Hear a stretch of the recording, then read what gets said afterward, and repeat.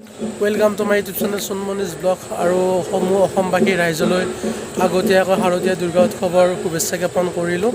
আৰু হাজোকুলাটি গাঁৱত আজিৰ পৰা দুৰ্গা পূজা আৰম্ভ হৈছে আৰু এইবাৰ 100 বছৰত ভৰি দিলে